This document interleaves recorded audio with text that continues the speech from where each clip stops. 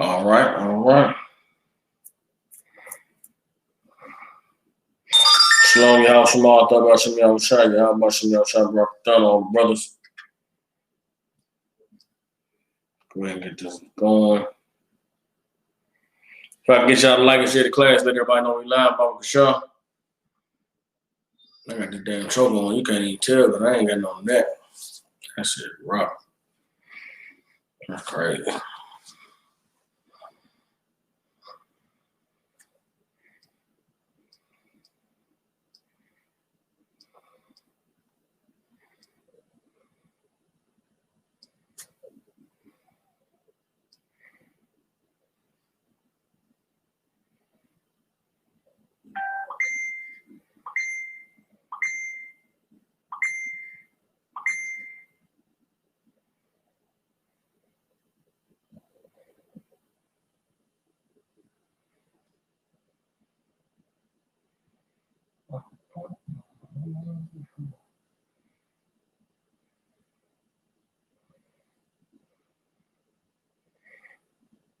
I can't find the class, man. All right, okay, here we go.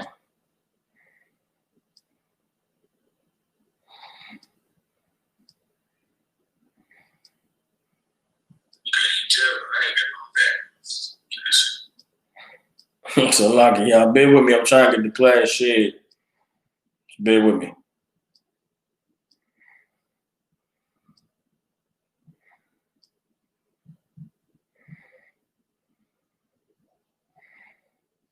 I'm having trouble finding the class. Usually it'll pop up. Bear with me, y'all.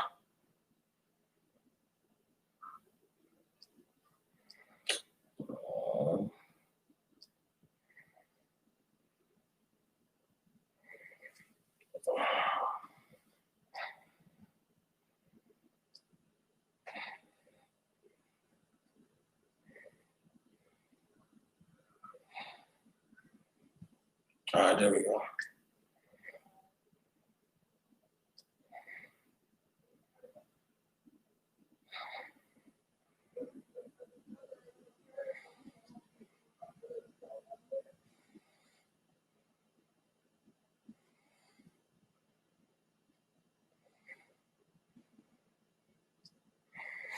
All right, Most High Christ, we live. All right, Shalom, Israel.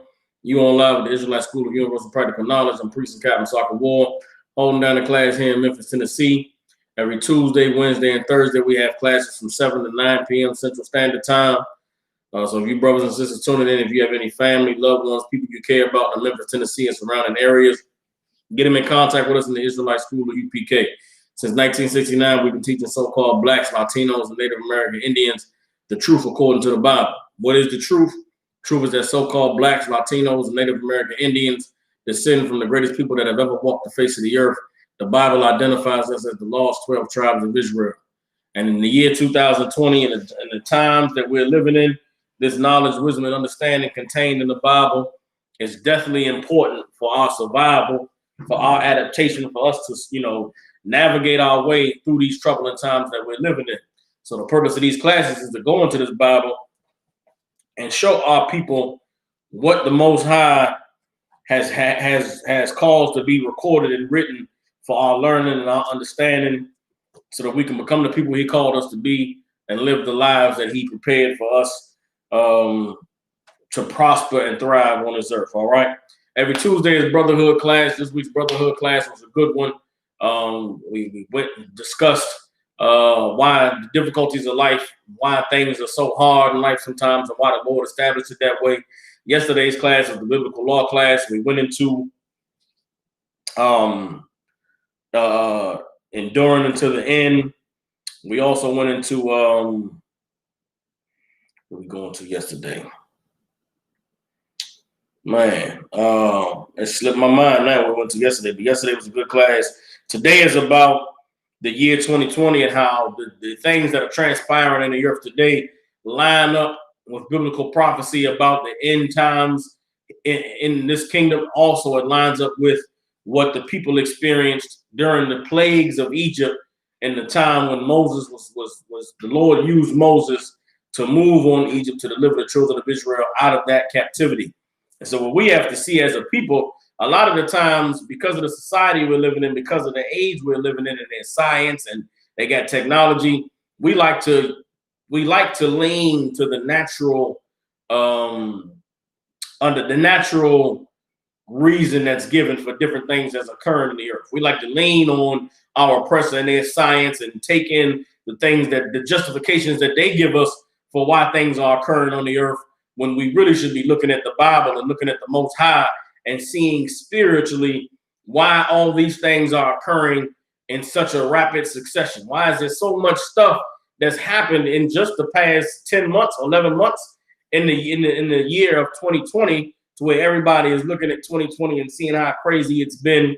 Instead of us just saying, oh man, 2020 crazy, we should be looking at the Lord. We should be looking at the Most High and saying, what is God doing? You know what I mean? For people who don't believe in the Bible, people who don't, prescribe to the scriptures, they'll say, man, the universe is trying to tell us something. They'll say it's a paradigm shift. You know what I'm saying? All these different things going on the earth. Everybody knows that something crazy is happening. Everybody knows that what's going on is not normal. This is not how we're used to life being. Well, for those of us in the truth, we should for sure turn to the Most High. And for those people who are lost in these other philosophies and ways of life, they should see that it is the Creator that's doing these things. They should see that it is, they should see that it is the Most High who is moving on this earth. Everybody understands. So we're going to go into that tonight. Of course, before we get into the class, I'd always like to take questions if brothers and sisters have them. So I see a couple of questions right now in the chat. Let me go ahead and go into them. Let me read this one first before I speak on it. This is on.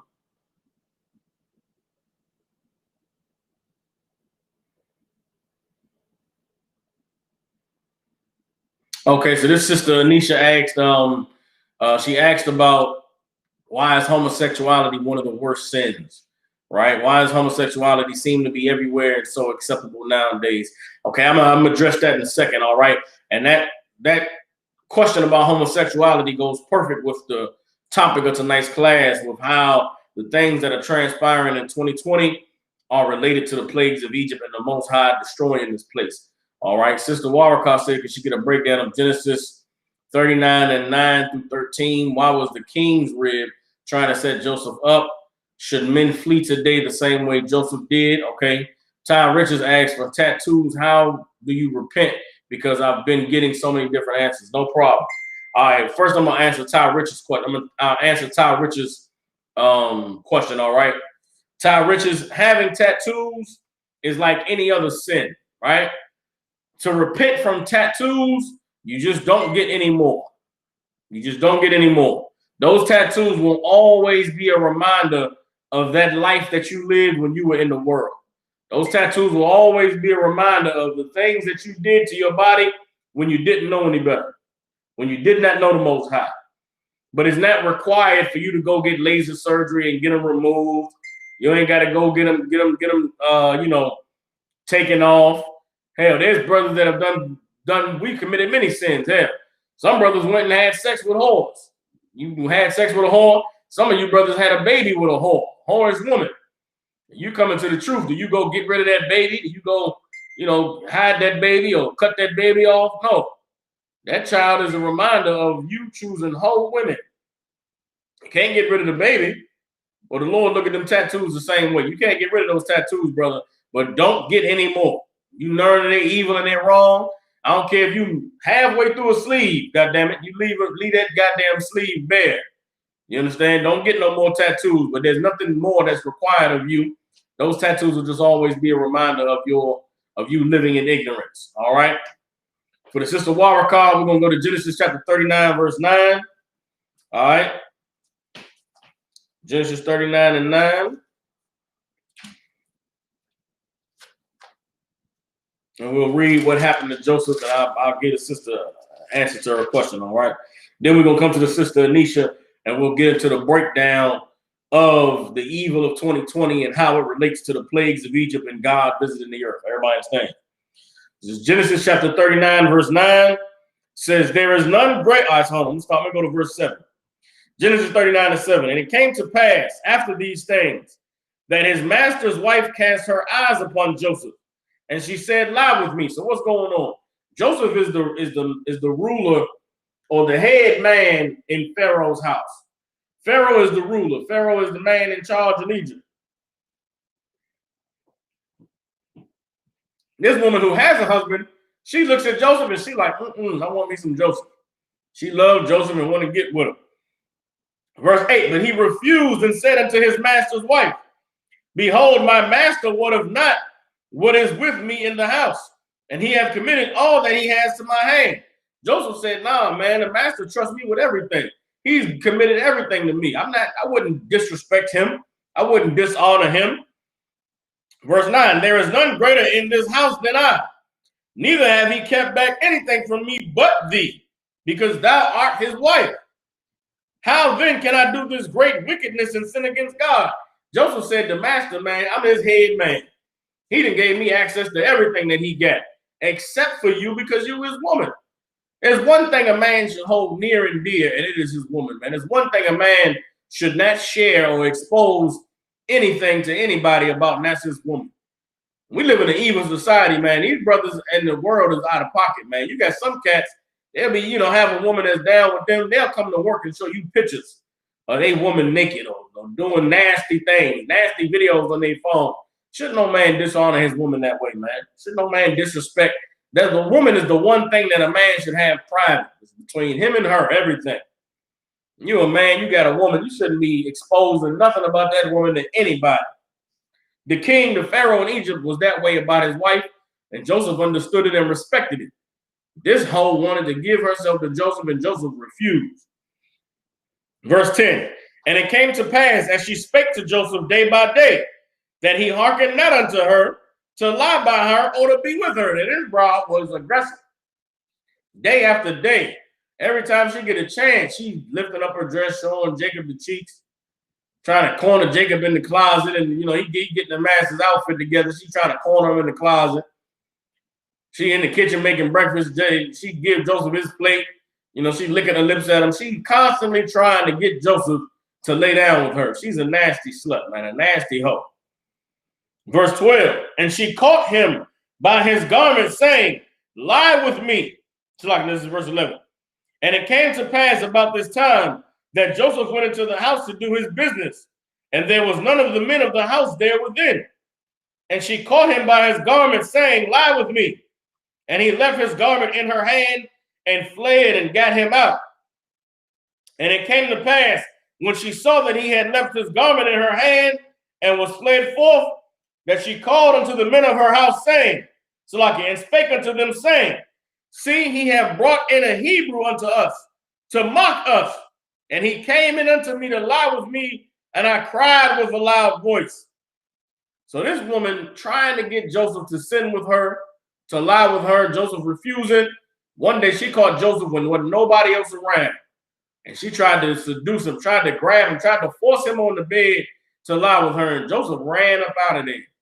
He ran up out of there and left his garment in there. And her seeing that he had this garment was in there, and there was no way she was going to be able to explain it, she decided to charge Joseph with trying to rape her. In her hatred, in her wickedness, in her refusal to be rejected, she told the men of the house, that Hebrew tried to come and rape me. That Hebrew tried to come and have sex with me. So she tried to get Joseph locked up. Verse 15, and it came to pass, when he heard that I lifted up my voice and cried, that he left his garment with me and fled and got him out. And she laid up his garment by her until his Lord came home. And she spake unto him according to these words, saying, the Hebrew servant which thou hast brought in unto us came in unto me to mock me. And it came to pass, as I lifted up my voice and cried, that he left his garment with me and fled out. And it came to pass, when his master heard the words of his wife, which she spake unto him, saying, after this manner did thy servant unto me, that his wrath was kindled. And Joseph's master took him and put him into a prison, a place where the king's prisoners were bound, and he was there in the prison. Everybody understands? So the sister's question is, should brothers do the same thing? Okay, no man should commit adultery at all, regardless of the situation. No brother should commit adultery. And that's what this woman was trying to get Joseph to do. And Joseph was an honorable man. Joseph would not commit adultery. You understand? This is damn near Joseph is a servant. He's a slave. He doesn't have any power or authority. And this woman is like the white woman during the days of slavery, trying to, rape brothers. Well, this woman tried to get Joseph to give her the business, and he would not do it because he was a righteous man. He would not do it because he feared the Lord. And she, hating to be rejected, tried to charge him with raping her. Everybody understands. The answer to the sister's question is every brother should run from a wicked woman. You got a woman out that's trying to commit adultery with you. You tell that woman, hell no, I would never have sex with you. You nasty to me. You belong to another man. That doesn't work. You may have to go to that man and tell him. You may have to shame that woman and tell that brother, listen, man, you got a woman that's nasty, man. She a hoe, man. She's trying to get with me. That way, you'll never find yourself in a position like Joseph ended up in, where this woman who is a nasty hoe can charge you for trying to have sex with her, charge you for trying to rape her or something like that. That's what happened with Joseph. Everybody understands. All right, so every brother should take heed to Joseph in A, refusing a nasty hoe, and in B, if that hoe try to force herself on you, you flee. Everybody understand? All right. Brother Brian Buff just asks, dealing with plagues, is today plagues, AIDS, herpes, etc., and can someone repent from that and still enter into the kingdom? Okay, your question is, can a brother who has contracted a disease that he can't be cured from enter the kingdom? Yes, brother. If you have AIDS or contracted HIV, you should serve the Lord. You should repent from that. Repent from the evil that you've done and serve the Lord. Hell, it may not have been evil that caused you to get it. You could have loved a woman that you didn't know had AIDS. Who knows what the reason could be? The Lord is the one that's in control of pain and suffering. He's the one that determines if a condition that we have medically will kill us or not. You can get into the kingdom if you've contracted HIV, if you have AIDS, you should serve the Lord. If you've contracted herpes, you take them little medicines, try to keep them flare-ups down, but you can serve the Lord. Now, it would behoove you if you're a brother and you have AIDS or have herpes, you go to lay down with any woman, brother, you should let that woman know ahead of time. Sit her down and talk to her, say, listen, man, I did some foolish things in my life and I contracted this and caught that. I had a conversation. Let the woman know. Hell, some of these women, you got HIV, she cool with it. She'll catch it if it means she get to be with you. But that's not something you should, it's evil to put that on somebody without them knowing about it. Everybody understands. That goes against the laws of this empire. You got some venereal disease, man. You should make it known. Now, brothers and sisters should be careful with their bodies anyway. You shouldn't be laying down with somebody you don't know their status. You ain't gone to the clinic with them and you both got checked out. You out here willy-nilly having sex with these women, you can come down with something like that. Everybody understands. All right, so having gone through that, you come on in and go to the Sister Anisha's question. Sister Anisha had a question about homosexuality. Give me a second, John.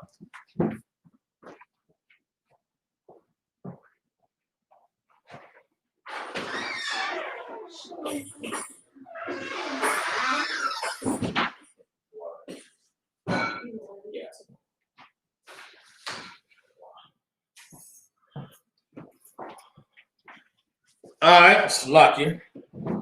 So the Sister Anisha had a question about homosexuality. She wanted to know, why is homosexuality such a heavily spoken about? I'm assuming she wants to know why it seems as though homosexuality is viewed as more evil than any other sin. And I want to let the sister know that homosexuality does not have a greater weight than any other wickedness, any other sin. You understand? There is no level of sinning. Ain't no level 1 sin, level 2 sin. All sin is sin. Everybody understands?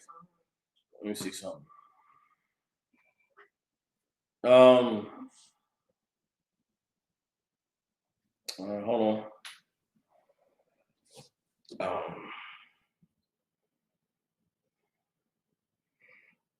Give me James 2 and 10. James 2 and 10, all right?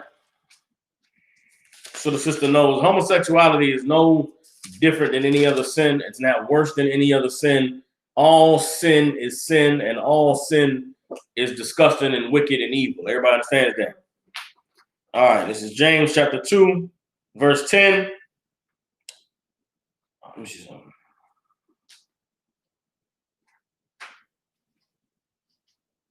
All right, James 2 and 10 says, "For whosoever shall keep the whole law and yet offend in one point, he is guilty of all." So there is no sin that's greater than another. Hell, if you're not a homosexual, but you're a brother that have sex and throw women away, you're just as bad as a faggot. If you're a sister and if you smoke weed, and guess what? You're just as bad as a homosexual. If you molest children, guess what? You're just as bad as a murderer and a killer. If you're a man that rapes women, put drugs in their drink to make them pass out so you can have sex with them. Guess what? You're just as evil and wicked as a child molester and a homosexual. There is no level of sin. All sins are sins. Everybody understands? Now, there is a public amongst the people in the world, and just publicly, homosexuality is more, it seems like it's more frowned upon than other sins, right? Even in the Bible, God destroyed a whole city of homosexuals, but God ain't never destroyed a whole city of thieves. He ain't never destroyed a whole city of, blasphemers. So the sister wants to know, why is homosexuality seem like it carries more weight than other sins? Everybody understand? The answer to that, sis, is okay. I'm trying to think of how I should answer it. Okay. Homosexuality. This is outside of the Bible right now. Outside the Bible, homosexuality is especially hated because homosexuality is like a cancer. It's like a disease. And homosexuality is like a disease that has many different what's the word I'm looking for? Symptoms. Or what's the word I'm looking for? That's symptoms. Maybe it is symptoms. Homosexuality is a disease that affects people, that affects the society in more than one way. Everybody understands. Homosexuality is especially hated and frowned upon because homosexuality is the result of child molestation. You understand? People who are homosexuals, they are people who were raped as children. Everybody understands? There is not one person today in this society who was a homosexual who was not molested as a child. And when I say they weren't molested as a child, meaning that molestation doesn't always have to be physical. You understand? A cat who's a homosexual today, his mama, let him dress up as a girl and put on makeup. That's molestation. A girl that's a homosexual today, she's a girl who, could watch her mother have sex with men when she was a young girl. You understand? You see her mom having sex and be in the room. She got molested. You understand?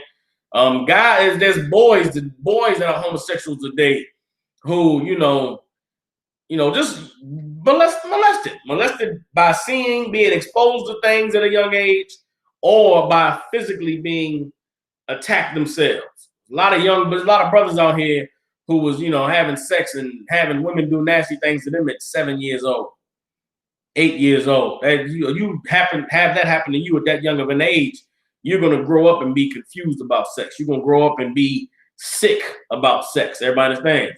And homosexuality is a plague that it comes from being infected. Everybody understands? So homosexuality, if you would live in a culture where homosexuality is prevalent, it is the sign that you live in a culture where child molestation is prevalent. You live in a culture where, rape is prevalent. You live in a culture where morality is not held to a high standard. And that is why it is so frowned upon by the people, because all of us who know homosexuals, somebody who's violent. Somebody who was not protected as a child. Someone who doesn't have, high morals. Somebody who damn near do anything. Because if you're a man and you're let another man violate you, then you'll go for anything. If you're a woman and you'll go and lay another woman down and do nasty things to another woman, you'll damn near do anything. People who are homosexuals, because of the things they've experienced in their lives, they don't really have a governor of what's right and what's wrong. How could they judge anything or anybody when they live the kind of life that they live? Everybody understands.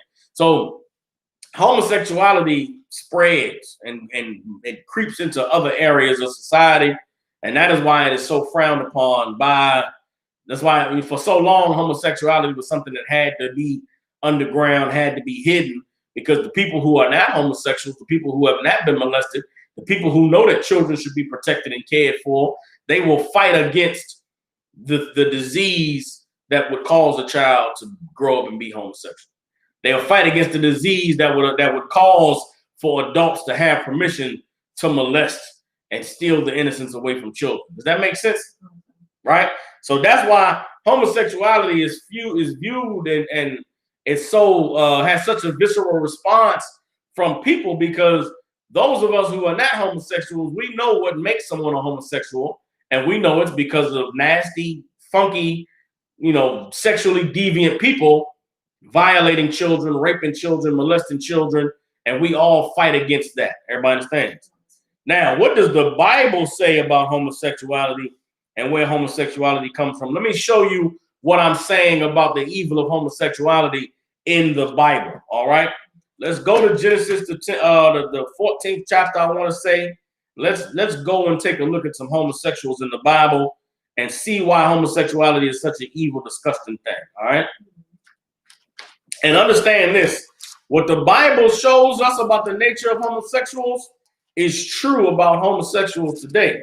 And anybody who's known homosexuals or has been around them or hell, maybe struggled with it themselves, you'll know that the spirit that we're about to read on these homosexuals is true today. Everybody understands? All right, let me see. All right, here we go. This is Genesis chapter 19. All right, Genesis chapter 19. Genesis chapter 19, verse 1.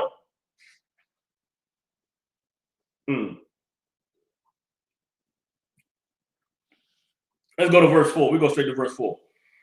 Genesis 19 and 4 says, "But before they lay down, the men of the city, even the men of Sodom, compassed the house round, both old and young, all the people from every quarter."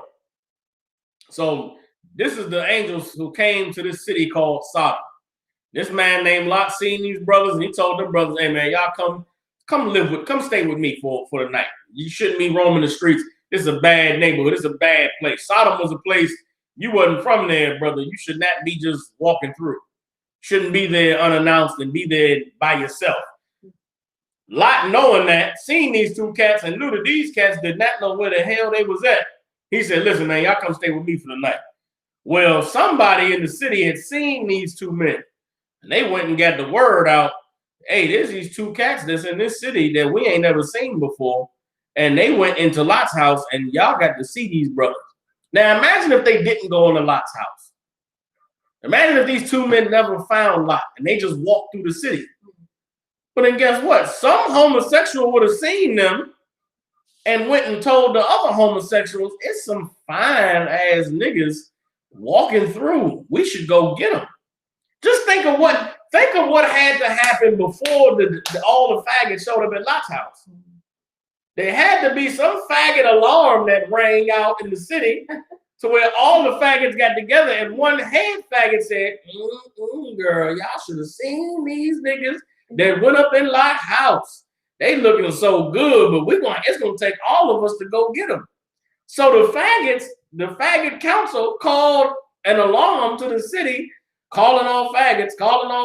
There's some men at Lot house. We're gonna go get them. The conglomeration of faggots in Sodom and Gomorrah came to this house, both old and young, surrounded the house, and one of the faggots knocked on Lot's door.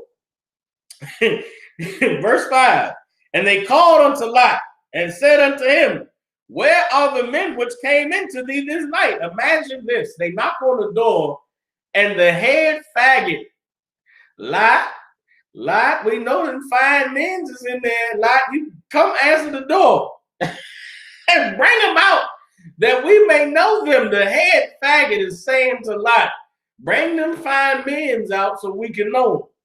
Verse 6, and Lot went out at the door unto them and shut the door after him. Now Lot, he opened the door and squeezed out and closed the door behind him. And Lot standing there in front of the whole city of faggots. And Lot is going to address them. Verse 7, and said, brethren, do not so wickedly. Lot come out the door, close it behind him, say, please, y'all, don't do this evil, man. What y'all here for, man? Don't do this. He's speaking to a city of savage, raping, molesting, lust-filled faggots. And he's begging them, please, y'all, don't do this. Why is Lot doing this? Because these faggots are violent. These faggots are rapists. These faggots are child molesters. These faggots do not have no control, no discipline. They saw some fine men go in Lot house, and they brought the whole city out to go get them. Imagine that. They just saw the men. They just saw them. Nobody talked to them, nothing. Some faggots saw these men and went and told the rest of the faggots, there's some fine men that went into Lot's house. And we have got to go, what? What did the faggots say to the other faggots to get all the faggots to come and go to Lot's house? That's what I want to know. Yeah. Think about that. That's sick. That's disgusting. And they didn't come peacefully. Hey, Lot, we got a pound cake, or here's something to drink. They surrounded the house. Lot, we want. Ew. This is why homosexuality is such an evil, disgusting thing. Because inside of, okay, let me ask you this. Okay, how do homosexuals deal with rejection? I can say they don't take rejection. They don't take rejection well at all. You know what? So that dude, it was that famous dude who was that he didn't want to take a picture with a tranny, and they got mad and was like, they'll start with you a homophobic with because you're not accepting me. They made that man, what did he say? I forgot what story it was. Y'all brought it out though, but and I saw it, but he did not want to take it. He was like, no, I just don't do that. And they ousted this man. Like, why you don't want to take a picture? But you something wrong? Like, I just don't. Homosexuals are violent. Homosexuals, they do not, they don't accept no for that. No. So imagine how they are with dick. Oh, God, this is horrible thinking about this shit.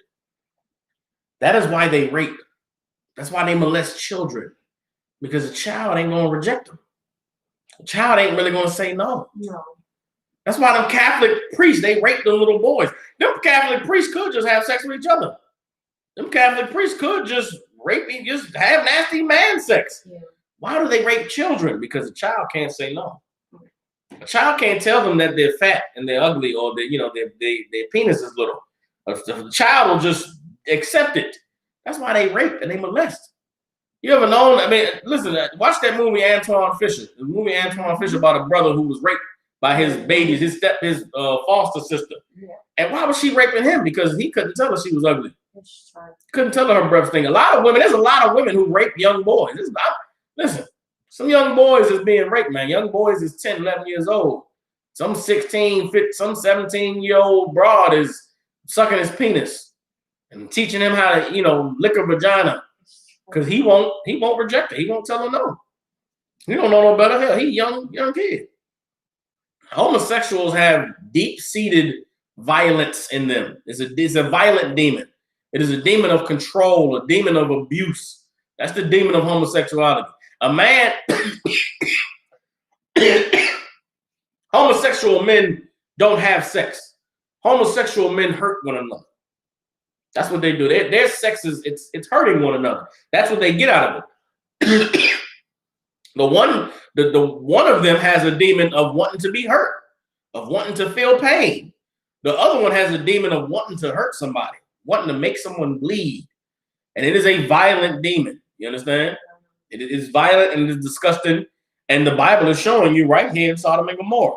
Let me keep on. Genesis 19:8. Behold, now I have 2 daughters which have not known man. Let me, I pray you, bring them out unto you, and do ye to them as is good in your eyes. Only unto these men do nothing. For therefore came they under the shadow of my roof. And they said, stand back. And they said again, this one fellow came into sojourn, and he will needs be a judge. Now will we deal worse with thee than with them? And they pressed sore upon the man, even Lot, and came near to break the door. These faggots said to Lot, how dare you judge us? How dare you tell us we wrong? Who the hell you think you are? You know what? We're going to do worse to you what we were going to do to those 2 men. This is violence. This is gang culture. This is wanting to make someone hurt because you like making people hurt. Homosexuality is violent. It's aggressive. You understand? It is a disease that needs to infect a new host. A homosexual cannot be satisfied just being. Listen, do homosexuals even like other homosexuals? Or do homosexuals want straight men? Think about this. Think about transgender. Think about God, man. Think about a homosexual cat, a girly homosexual cat. If it was about being gay, why wouldn't 2 girly homosexual cats just have sex with each other? If it was about just, the sex or just being with them, liking a man, why wouldn't 2 girly gay cats just like each other and be gay with each other? They both could just be soft and be feminine. It's not about that. It's about infecting a straight man. God, girly homosexual men don't like manly homosexual men. They like straight men. Homosexual women. Why don't just, pretty girly homosexual women just get with pretty girly homosexual women? Why do they get with, I'm saying wrong. The manly homosexual women, why don't they just get with other manly homosexual women? The bush dykes. The bush dykes. Why don't the dykes just get with other dykes and just be, hey, girl, I like titties, I like vagina. Y'all both like titties and vagina. But y'all both got titties and vagina. Why not just get with each other? But one of them is manly. What does she want? She wants to turn out a straight bitch. She wants to infect a woman who likes men. She'll dress up like a man and present herself like a man, try to hide them big titties, and try to go get a depot shot to not bleed for a whole year. For what? Why would she do all of that? So she can get her a girl that likes men. Because it ain't about the sex. It ain't about liking girls. It's about infecting someone. It's about poisoning someone else. Two dykes look at each other and hate one another. Why? Because they're both already sick with the same disease. They want to go find a new bitch to infect. 2 girly homosexual men, they look at each other and, you faggot, because they both already have the disease. They want to infect a man who doesn't have the disease. That's what homosexuality is about. You want to know why there's such a press in this society to accept homosexuality? It's the same press that they put on Lot and Sodom and Gomorrah. It's the same press they put on these 2 men. The press that is being put on by homosexuality right now is to infect the men who are left. They want to infect us. Why is masculinity such a threat to a faggot? If you a gay man, go be gay, bro. Be a faggot. Do your girly thing. I'm gonna be a man. I'll be a man. Why is me being a man such a threat to a faggot? Because he can't infect a man. Yeah. So they gotta attack the idea of being a man. Right now, they're attacking you a man, you're homophobic. If I don't want to be around a faggot, I'm scared. I'm scared of gayness. No, I'm a man, and men don't tolerate faggot shit. Yeah. There's certain things a man will put his foot down and say, I won't accept this. I won't accept that. That's an insult to a faggot. Lot putting his foot down and said, I'm not letting y'all rape these men. To the faggots, it was like, oh my God, this nigga, who he think he is? We're going to rape you worse than we was going to rape them. That is what is at the core of homosexuality. That is why it is such a threat and it is such a evil. You understand? But in the Lord's eyes, being a faggot is no worse than being anything else. You understand? Mm-hmm. But we have got, as men and as women who are righteous, we have got to fight and attack homosexuality because it fights and attacks you. Another thing about homosexuality as a sin, homosexuality, the spirit behind it, it is one of, if not the most aggressive sin that there is. Meaning homosexuals are not passive in any kind of way. Homosexuals are extremely aggressive. That is why gay men, when they become gay men, when they accept that feminine spirit, they're not a quiet, reserved kind of woman. They are snapping their neck and their fingers and you're gonna hear me type of woman. They the type of woman who is nobody likes. That's aggressive and loud, and you're gonna hear me because that's the demon has to be felt, has to be heard and seen. It's not a demon that can just, exist in the closet somewhere. It's a demon that wants to come forth and wants to affect other people. Everybody understands? The other sins, the demon of drug addiction is not trying to force itself on other people. A crackhead to be a crackhead and just be like, I'm a crackhead. Just my life is rough. They a crackhead nonetheless, but they don't. A crackhead. I've never had a crackhead try to get me to smoke crack. I had drug addicts tell me, "Don't you ever do this? Yeah. Don't you ever try this?" I might, you had an uncle or auntie that's on drugs. They'll say, "You better not ever do this. You see what I'm doing? You better not ever try this ever." They'll go ahead and smoke it. I bet I kill you. I see you doing this. Yeah. Blow it out. You better not ever. Hey, plans out high. But I've never had a drug addict say, "Hey, young blood, you want to smoke some of this crack?" Right. Homosexuality is, it's aggressive. It wants you. The homosexual wants you. That's why you think homosexual men the homosexual men who are friends with women, do they encourage women to have healthy relationships? Do they say, "Girl, you should be loyal to him, man. You got you a good man. You should get married"? No. The faggot, if you're a brother and you allow your woman to have gay male friends, that nigga is trying everything to get her to leave you. Because the faggot in him wants her to be a whore, wants her to be a slut. If he can't make her be gay, he wants her to be miserable and depressed and sad. He wants her to be like he is. There's no gay man who's happy. There's no such thing as a happy gay man. Gay men are miserable and insecure and full of pain and hurt. You understand? Which is why everything they do is how can I put it? To hurt other people. Gay men, their whole purpose is to hurt other people. I'm trying to think of some examples. That's not of what I'm saying. That's not openly gay men. You feel what I'm saying? But a lot of the culture that exists in America today, it's influenced by gay men, and it's a culture that wants everybody to hurt. Tyler Perry movies. If you're a black woman and you watch Tyler Perry movies, a Tyler Perry movie will never teach you how to be better. Tyler Perry movie will not teach you how to heal your relationship. It will not teach you how to, stay loyal to your man. Tyler Perry movies are about leave him. You can do better. Go be all by yourself. Why? Because it encourages a woman to be a hoe. Tyler Perry does not want you to be better. He wants you to be a hoe. Because that's what that's what a homosexual man infects a straight woman with. Go be a hoe. Go be a slut. You understand? Homosexual women the same way.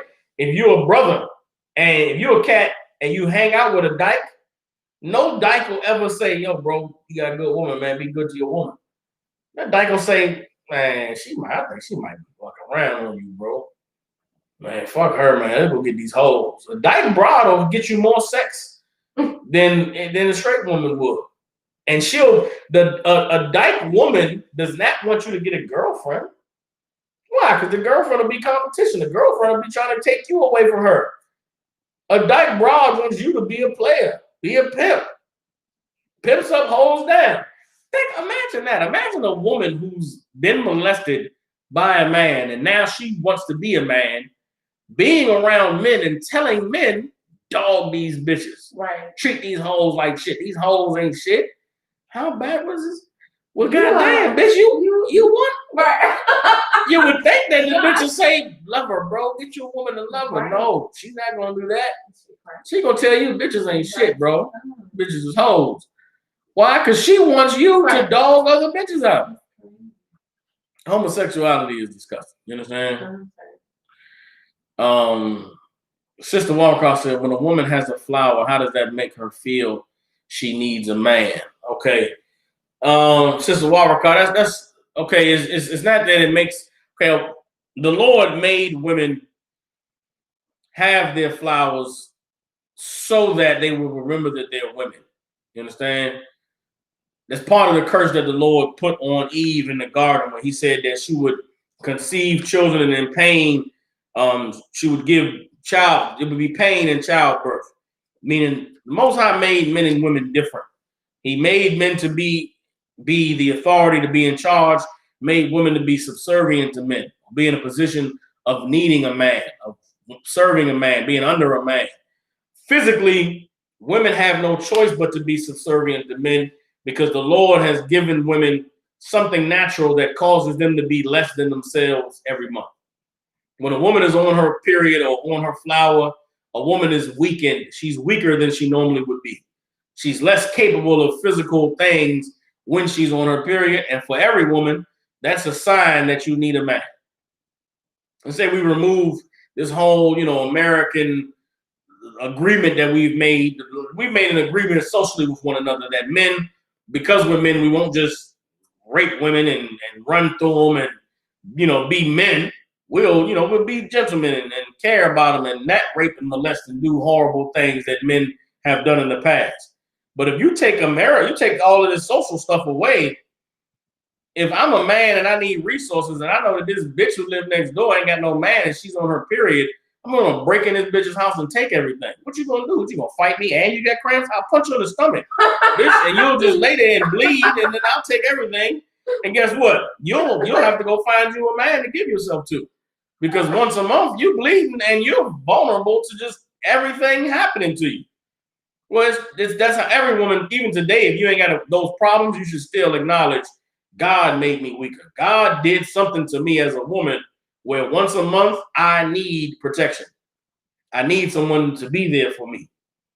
And you should acknowledge that and find a man who will protect you.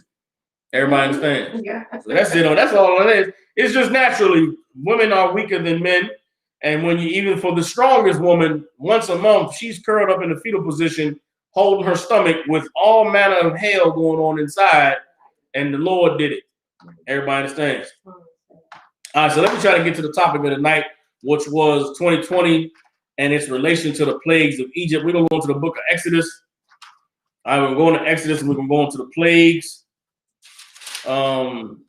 We have to understand about what's going on in America, what's going on in this place. This is God, this, Salaki, if I could, for Sister Warwick, she said punch her in the stomach, though. What's worse? What's the worst thing that can happen to a woman while she's on her period, y'all? What would make your pain in your abdomen worse while you're on your period? More pressure. Punch in the stomach. See, a lot of women, y'all might not, y'all women, y'all ladies, you don't know what it feels like to get punched in the stomach. No. Getting punched in the stomach is a horrible feeling. It's rough to get hit. Just it like a nigga hits you in your stomach. It'll hurt you. You know it on this. I done hit a couple niggas and I done been hit. Oh, that shit curl you up. Well, you think every time I hear a woman crying about her menstrual pain, oh, it hurt. Yeah, all right. You take a punch in the stomach. See how that feels. So this shit hurt though. Like seriously. No. I know. I'm not taking away from the. I know there's menstrual pain. I don't even want to imagine it. Lord be with y'all. I'm sorry that y'all got to go through it, but hey, oh well. So what? That's what Hey. Yeah. So what? Deal with it. Goddamn it. God, what the Bible say? The Lord ain't gonna give you nothing you can't handle. You know what I'm saying? Listen, hey, you got to deal with it. The Lord said you got to deal with it. What you want me to do? But I know if I had to fight a woman who was on her period, I punch her in the stomach. I punch her in the stomach and she'll fold like a lawn chair. She'll just be on the ground crying, and I'll just take whatever I need or get away from the situation. All right, bitch, just get away. Yeah. But a punch in the stomach is gonna cripple you. Gonna fold. Just fold like a lawn chair. Yeah. So that's all. That's why I said that, sis. You know what I'm saying? But seriously, women and their menstrual pains and the way it cripples them physically, it's the Lord making a woman acknowledge she needs a man. Some women fight against it. Some women go and get rid of their period. Some women go and they get medicine, but it still doesn't change the fact that they're not themselves. Even when you take medicine, you could be doped up on a good pain medicine. Your body you'll still be limited because of your period. That's just the Lord did that to you, and you got to acknowledge him. Everybody understands? All right, so that's it on that. All right, so we're gonna get into the plagues of Egypt. And this is what I want everybody to understand as we go into these plagues of Egypt. I'm not even sure if I need to really go into the plagues of Egypt. But the things that occurred during the plagues of Egypt were things that crippled the Egyptian economy. It really made their way of life come to a halt. And the reason why I say 2020 is a lot of what we're experiencing is similar to what they experienced in Egypt, because the things that are happening in the society today, the things going on in the world, it's crippling the economy. It's crippling the system. Everybody understands? The Lord used Moses to completely attack Egypt's way of life, to completely grind the empire to a halt. Well, what do you think the coronavirus is? The coronavirus is causing the entire system to grind to a halt. You understand? What do you think that even before the coronavirus, the economy was the economy was slowing down. People were losing jobs, you know what I'm saying?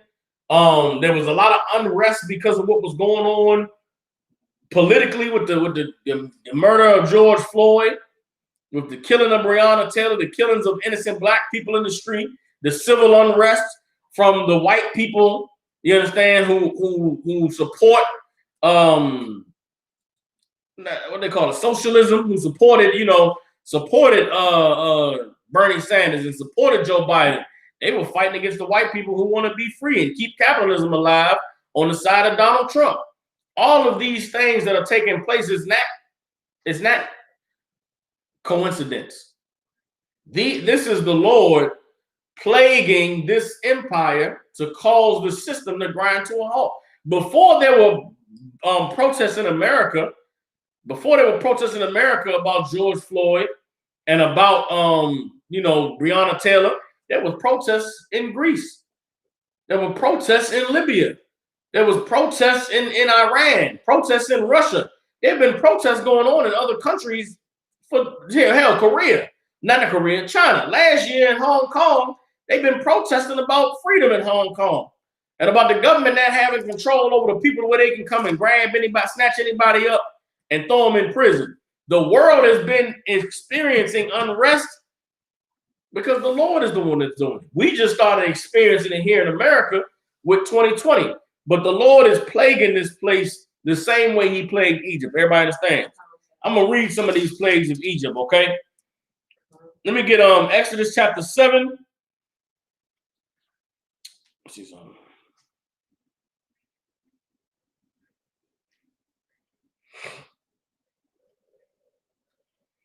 This is Exodus chapter 7, verse 17.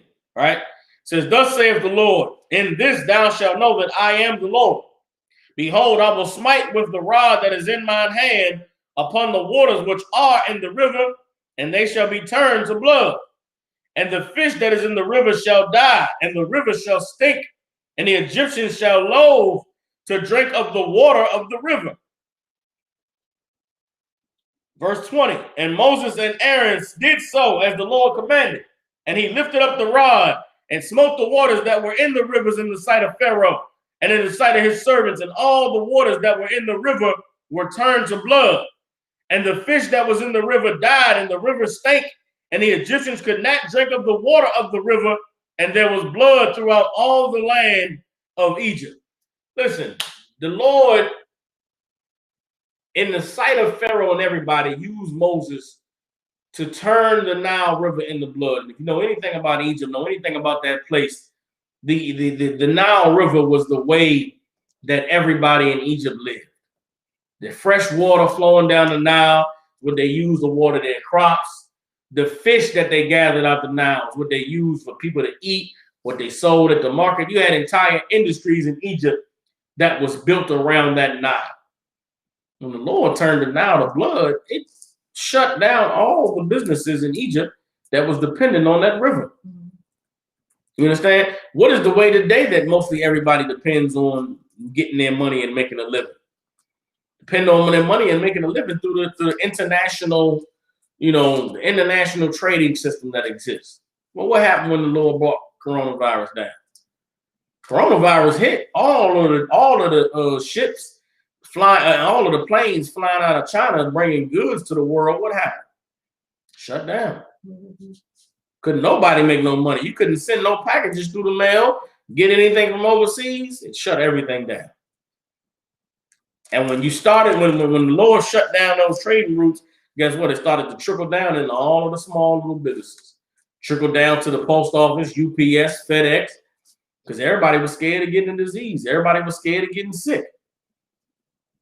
You understand? And that's just one of the ways the Lord began to plague the Egyptians. All right, let me get Exodus chapter 8.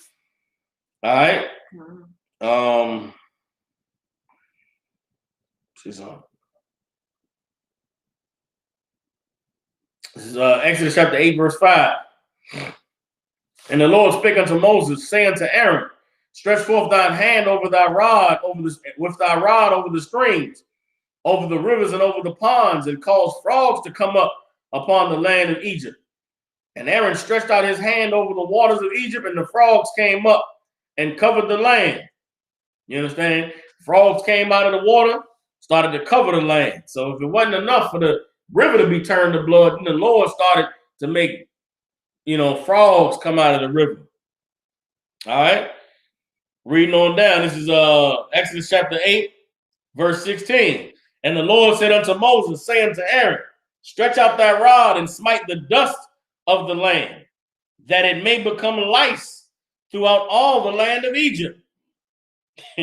You understand? And they did so, for Aaron stretched out his hand with his rod and smote the dust of the earth, and it became lice in men, in man, and in beast.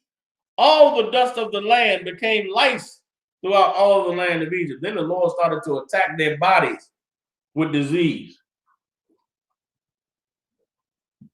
Took all the dust and made it turn to lice. Now, we black people in America, you may not know how nasty and disgusting lice are. But lice, they make you itch.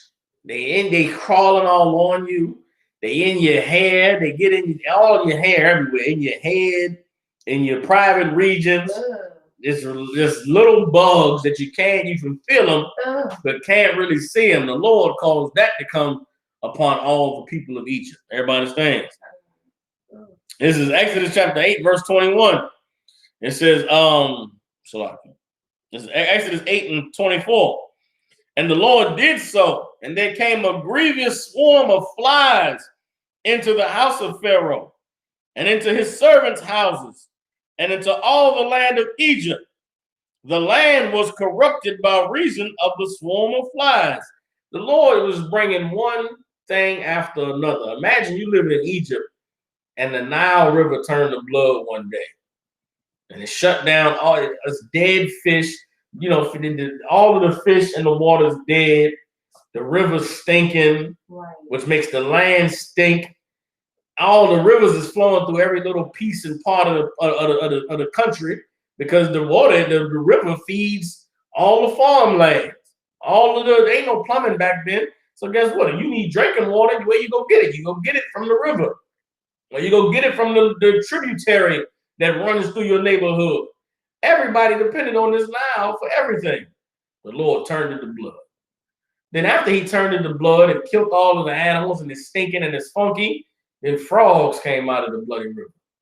Frogs came and covered everything, slimy and nasty and all over the place. Then the dust and the dirt that started to form as a result of the river being blood, it turned to lice. They got an infestation of lice on top of the bloody river, on top of the frogs. Then out of nowhere, you come outside and there's a cloud, a black cloud that's coming towards the land. And when that black cloud arrives, it's nothing but flies. Flies now, why? Because you got a bloody river with a bunch of dead animals. Now you got flies feasting on all the dead animals and planting seeds and making more baby flies, which is maggots and bugs, which is turning into more flies. You understand? Reading on. Let me get Exodus chapter 9, verse 3. It says, behold, the hand of the Lord is upon thy cattle, which is in the field, upon the horses, upon the asses, upon the camels, upon the oxen, and upon the sheep. There shall be a very grievous murrain. And the Lord shall sever between the cattle of Israel and the cattle of Egypt, and there shall nothing die of all that is in the children of Israel. So the Lord said, I'm going to show you that I can show you the difference between my people and the people who I'm plaguing. The Lord made something that specifically targeted just the cattle of Egypt, just the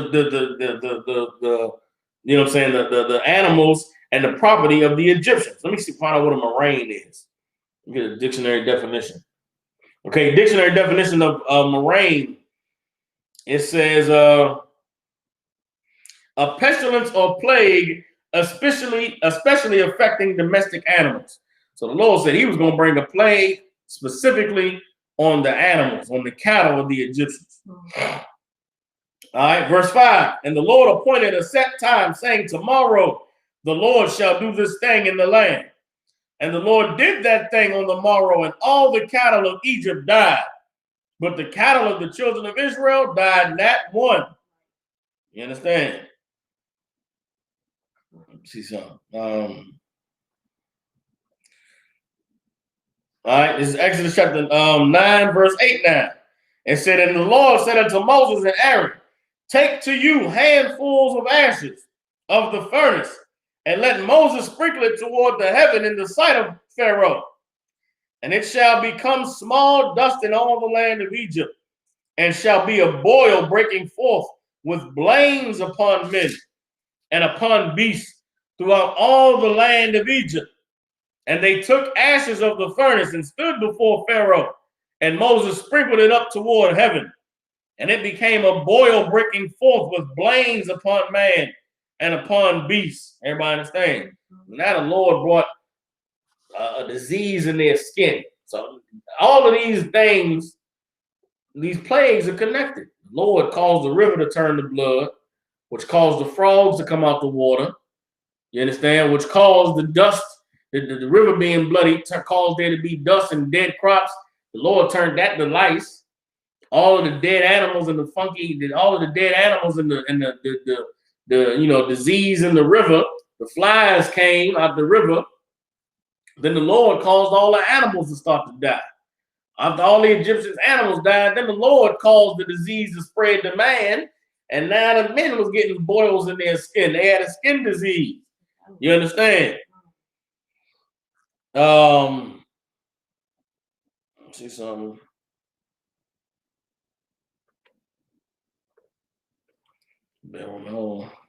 So like you saying, go ahead. What him sprinkling those ashes toward heaven, what is it like? It's just Moses.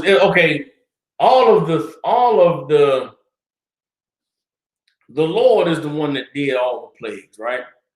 But he had Moses to make a showing before Pharaoh, so that Pharaoh would know that it was the God of Moses that did it, right? So the river turning to blood, it wasn't, okay, I'm trying to explain it. without taking away from. I don't want to take away from the power of the Lord, right? But the river would have turned to blood regardless. Meaning the Lord was going to turn the river to blood. The Lord told Moses, go and put your staff in the water and it turned to blood.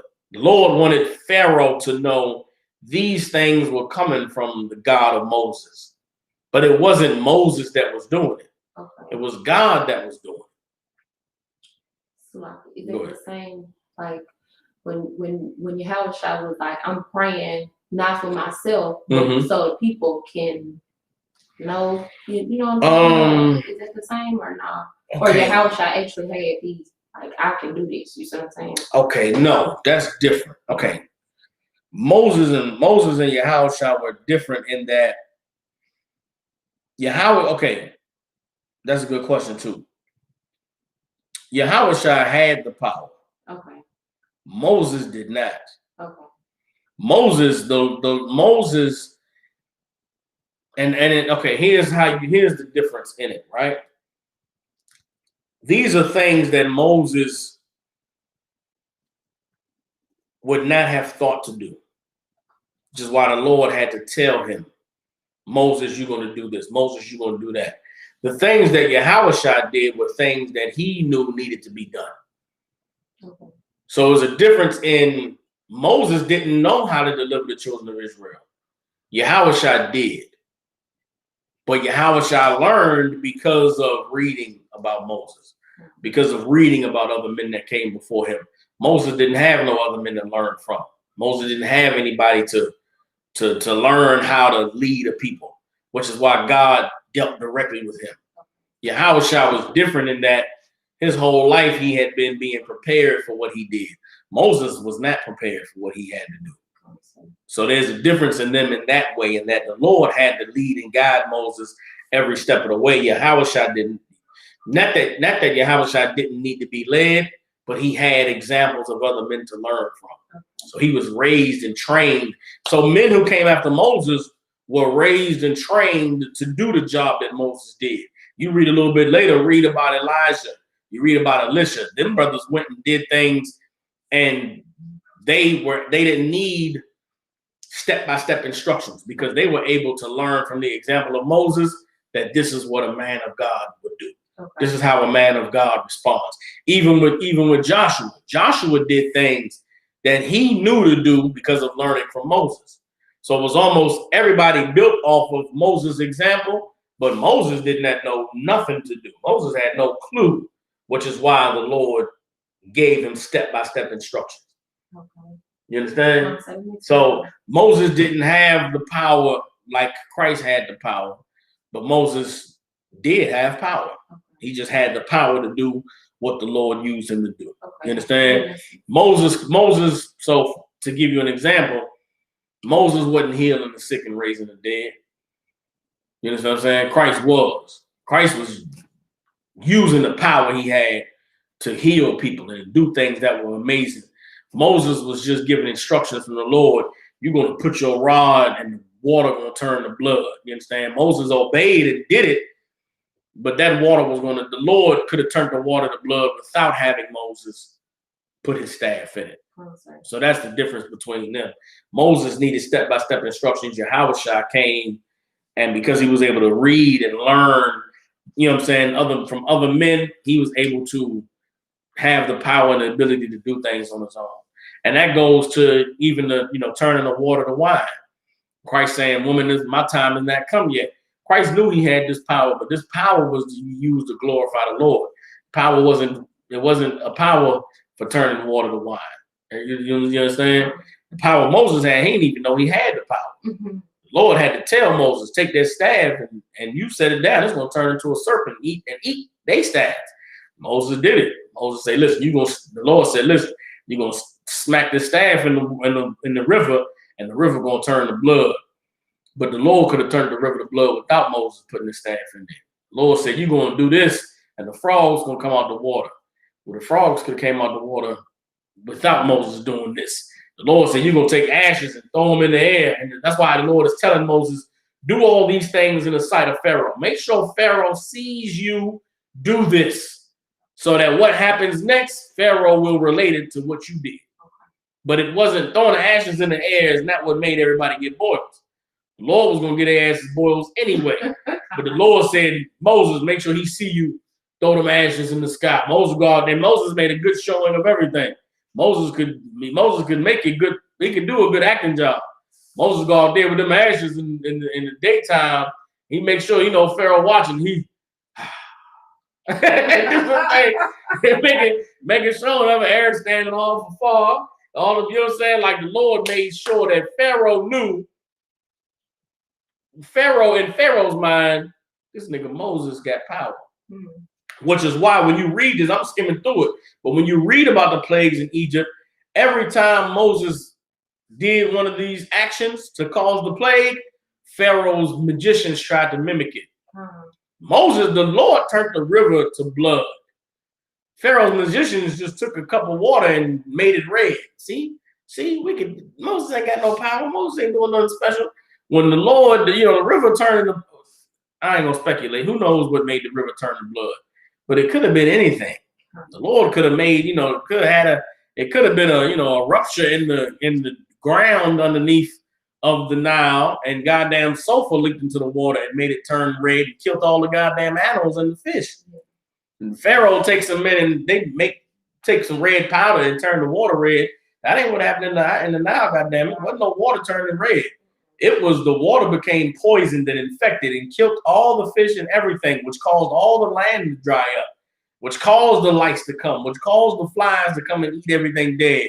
The Lord did all these things, but he made sure that he told Moses, go tomorrow and do this. Go tomorrow and do that. Make sure Pharaoh sees you, so that when when the lice come, when the flies come, when these things happen, boom, he'll know that it's you that did it. Everybody understands? All right. Let me keep going. All right. So this is hold on.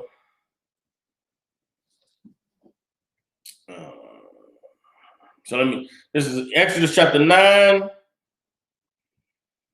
verse 18. It says, behold, tomorrow about this time I will cause it to rain a grievous hail, such as has not been in Egypt since the foundation thereof, even until now.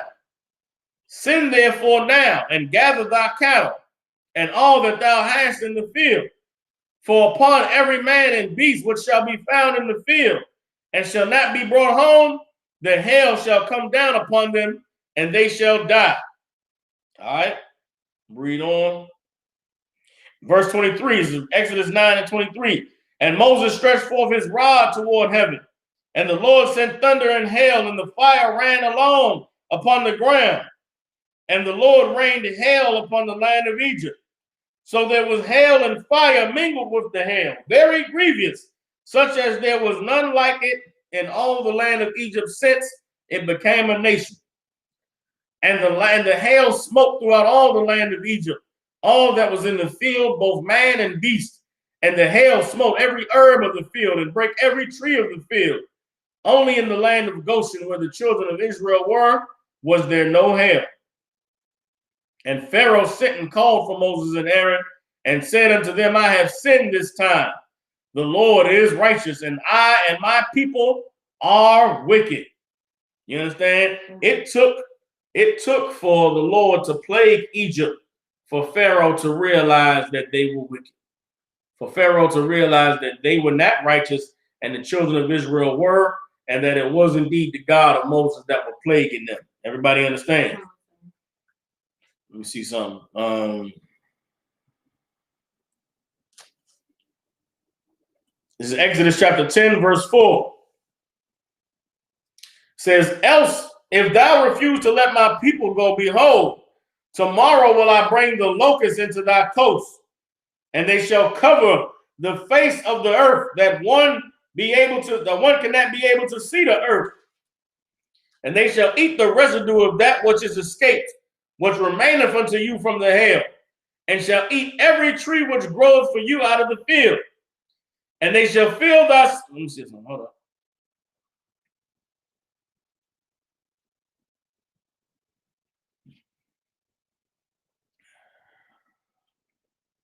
All right, Exodus 10:13. And Moses stretched forth his rod over the land of Egypt, and the Lord brought an east wind upon the land all that day and all that night. And when it was morning, the east wind brought the locusts. And the locusts went up over all the land of Egypt and rested in all the coasts of Egypt. Very grievous were they. Before them there were no such locusts as they, neither after them shall be such. For they covered the face of the whole earth, so that the land was darkened, and they did eat every herb of the land, and all the fruit of the trees which the hail had left, and there remained not any green thing in the trees or in the herbs of the field through all the land of Egypt. Then Pharaoh called for Moses and Aaron in haste and said, I have sinned against the Lord your God and against you. Now, therefore, forgive, I pray thee, my sin only this once, and entreat the Lord your God that he may take away from me this death only. Everybody understand? Moses went, he went to the Lord, and the Lord said, no sweat. The Lord caused the locusts to go away. Everybody understands? These plagues, these things that the Lord did through Moses in the land of Egypt were things that the Lord is doing today. These plagues that hit the land of Egypt were strange for the Egyptians, but they were the ways in which the Lord causes the empire to fall. The things that are happening to America, they are the things that the Lord does, which causes an empire to fall. The coronavirus is the work of the Lord. You understand? The civil unrest, the police brutality, it is the work of the Lord. The white man fighting for power, fighting to be in control, that is the work of the Lord. The Most High is causing 2020. Most High is the one behind the scenes, pulling the strings. Now think about the things that have happened to America in 2020 and make everybody say 2020 so crazy. Yeah. You know what I'm saying? What else has happened besides the coronavirus? Let's just run a list of things down. The bees that came, or murder hornets. Yeah. Murder hornets came from goddamn across the ocean. God. You had murder hornets that came to America, right? You had the coronavirus came to shut everything down. What about the fires over there in California? Whole goddamn coast was on fire. From goddamn Oregon down to California. This is the Lord. Come on, sis. Could you include them protests or something like that? Like they was basically terrorizing everything. And what was that, in Michigan or something like that? Yes. Yes, the protests about the coronavirus. Think about it. Coronavirus shut the country down, which caused people to fight the government. Protests against the country. You understand? Look at all of the storms. Look at the hurricane that hit down there in Louisiana. Now, not just that. You got tornadoes, you know what I'm saying? And all types of stuff. Earthquakes in different parts of the country. You understand? I watched some news thing. They said this over there in what's that? Yellowstone National Park, right? Yellowstone is a national park in America up there in like Wyoming and Idaho. Middle of nowhere where ain't really nobody yet. They say that it's a part of the earth is being heated where it's about to be another geyser erupt. Okay, so here's what Yellowstone National Park is. Yellowstone National Park is like a volcano that's not really a volcano. It's like a big area of land that they've deemed a national park, but it's a national park because there's parts of this land where the earth is opened up and there's pressure being relieved. So you got these, they call them geysers, which are big pools of water that, you know, every once in a while shoot water 50 feet in the air. Because it's like a mini volcano, but it ain't fire yet. It's just water shooting up. But there's about a mile long area where the earth is hot. The trees are dying all around it. And they thinking the scientists don't know what the hell going on. They're like, it's amazing, we never seen it before. You know what I'm saying? You got all of these different, there's tons of stuff going on around the earth, man. The Lord is the one doing it. Listen, there's massive animal die-offs that your local news will never tell you about. All over the earth, whales washing up on the shores in different places. Fish, whole lake full of fish, all the fish dead. Birds dropping dead in the sky. You know, 20,000 birds in the state just dropped dead all over the state. Nobody got no explanation. Nobody knows what's going on. The Lord is doing these things. And everything that the Lord is doing, he's crippling the country with it. Yeah. What about the infections at all of the meat plants? Oh, the recalls. The recalls, you know what I'm saying, of the meat being infected, meat not being no good. The grocery stores, you're not being able to get no toilet tissue. Running out of goddamn, paper towels and toilet tissue. Right now, you can't even get no cash. You go spending cash at the store. You got a goddamn don't get them a $50 bill. Your ass is short. They gonna tell you your shit was $7. You give them $50 bill, they gonna give you 40 back. They keeping them $3 bills. They did say it was a coin shortage. All of this stuff, we might look at it like, yeah, man, it's crazy. That's the Lord doing all of that. All of these things are a result of the Lord's work. And the Lord's work is to cripple this place. The Lord's work is to destroy this place. Everybody understands. Let me get now we're gonna go into some other scriptures. Let me get Amos. Hold on.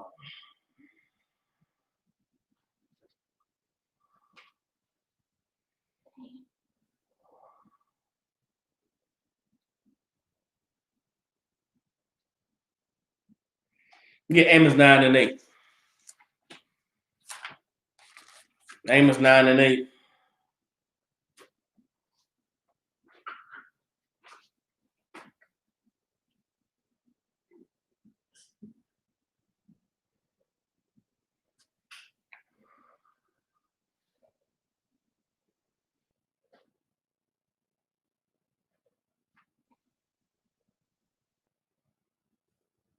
All right.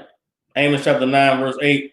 It says, behold, the eyes of the Lord God are upon the sinful kingdom, and I will destroy it from off the face of the earth, saving that I will not utterly destroy the house of Jacob, saith the Lord. Everybody understand? For lo, I will command and will sift the house of Israel among all nations, like as corn is sifted in the sieve. Yet shall not the least grain fall upon the earth. Verse 10, all the sinners of my people shall die by the sword, which say the evil shall not overtake nor prevent us. Everybody understands? The Lord had told us he was going to destroy this place. He was going to destroy it, but he was not going to completely destroy us. But the Lord said the sinners of his people are going to die by the sword. And that is what's happening in America and all over this earth. Our people, we are dying by the sword. We are dying because the Lord is beginning to visit this place. Everybody understands? All right, let me get on. And you know what says a lot. Come on with it, they thought and I know this, a lot of people equate to this too, but they had the celebrity deaths like Kobe Bryant and it was somebody else who died too, but they were just like, oh my gosh. All these celebrities dying. Yeah. All these rappers dying. Yeah. That's the Lord. Yeah. You understand? It's good to say the stars from heaven were going to fall. You understand? All of these people who we think supposed to live forever, supposed to have a wonderful life. The Lord is showing you that life is not promised to anybody, especially sinners. Everybody understand? Let me get Isaiah chapter 47. You get Isaiah 47 and 1. You understand? The Lord promised that he was going to visit the earth, promised that he was going to destroy the sinful kingdom. And there's a way that the Lord said that he would do it. This is Isaiah 47 and 1. Come down and sit in the dust, O virgin daughter of Babylon. Sit on the ground. Who's the Lord talking about? The people who are in power. The people who are sitting comfortably at the top. Why is he saying come down? Because they up on the throne. They up on their high seat. The Lord is saying, come down, virgin daughter of Babylon, and sit on the ground. There is no throne, O daughter of the Chaldeans, for thou shalt no more be called tender and delicate. What has America been known as? Land of the free, home of the brave. America is the shining city for everybody to look at and to admire and to want to be a part of. The Lord said, no more of that. Verse 2, take the millstone and grind meal, Uncover thy locks and make bare the leg. Uncover the thighs. Pass over the rivers. What is the Lord talking about? Imagine a woman who's royalty. Guess what she's not going to be doing? She ain't going to be taking no millstone and working. She ain't going to be working hard. Why? Because she got a kingdom. She got an empire. She ain't got to work for nothing. Uncover thy locks and make bare the leg. Meaning what? You got to let that head down. You got to lift that dress up. You understand? Meaning that lift your dress up like a hoe, but lift your dress up to run. You got to run. You can't run with no fancy ass dress, bitch. You better pull that dress up and put your sneakers on. You understand? He said, make bare the leg, uncover the thigh, pass over the rivers. Meaning you on the run now. You ain't comfortable no more. Verse 3, thy nakedness shall be uncovered. Yea, thy shame shall be seen. Think of everything that's going on in America. Police brutality, police killing us in the streets, all the information that's coming out about the cruelty of America. America ain't being seen as that wonderful place no more. Look at what's going on with these elections. What do you think these other countries think about democracy? When you have an election and Joe Biden wins and Donald Trump says they cheated, man. I ain't going nowhere. Fuck y'all. Right now, Donald Trump saying, fuck y'all. I ain't doing shit. I ain't going nowhere. Y'all gonna have to come key. Y'all got to. Donald Trump said that Joe Biden was going to have to get sworn in at the Holiday Inn because he's not letting none of the niggas in the building. Imagine that. What do you think, Djibouti? It's a country called Djibouti. Go look it up. It's a country called Djibouti. What do you think the people of Djibouti thinking about free elections when they look at Donald Trump? What do you think that, the Republic of Congo, the people of that country are thinking when they look at Donald Trump saying, fuck y'all, nigga, get sworn in at the Holiday Inn. You understand? What are the people of Ukraine supposed to think? Think of the other countries who think America is this wonderful fucking place. The Lord is showing the earth. This ain't no wonderful place. Niggas get murdered. A man gets murdered by a cop kneeling on his neck and he begging for his mama and dies. You think that'll have an effect on how the world sees America? You think other countries don't show that to their people and say, yeah, you want to go be an American so bad? That's what happens. The Lord is exposing the shame of this place. The Lord is letting America be seen for the hypocrisy that it is. That's the Lord's doing. Listen, man, you think that the Lord doesn't care about us enough for the lives of our people not to be in vain? You think the life of a man like George Floyd, God doesn't care about? The life of a brother like Freddie Gray, the life of a brother like Trayvon Martin, the Lord cares for those lives because those are Israelite lives. Even the Lord, listen, the Lord cares about our lives so much that he makes sure our death matters. I think about the cats who died that I knew growing up that never had a news story. And I know cats that died at the hands of the police, died at the hands of another brother shooting them, and there was never a news story. I know I told the story in my class before, but before I came into the truth, I was never a street cat. I had friends who was in the streets. I hung out with niggas in the streets, but I was not shy about, nigga, I'm smart, I got a good education, and I'm gonna work a job and make money. I never pretended like, yeah, I'm a gangster. I'm out here. Nah, nigga. Y'all about to go do some gangster shit? I'm gonna holler at y'all. I'm about to go play Madden. I never was the cat that pretended to be, yeah, let's go kill somebody. What?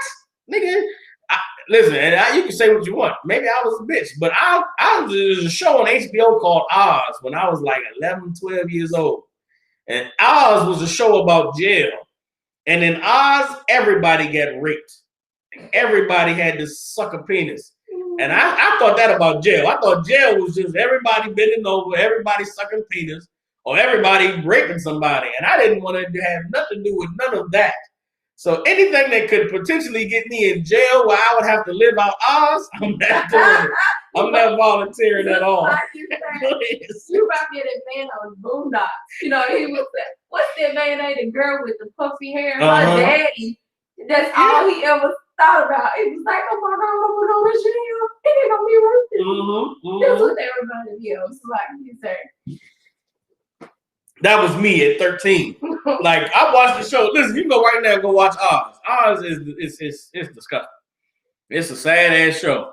But in Oz, everybody got raped. Everybody. I'm talking about, nigga, you was getting raped.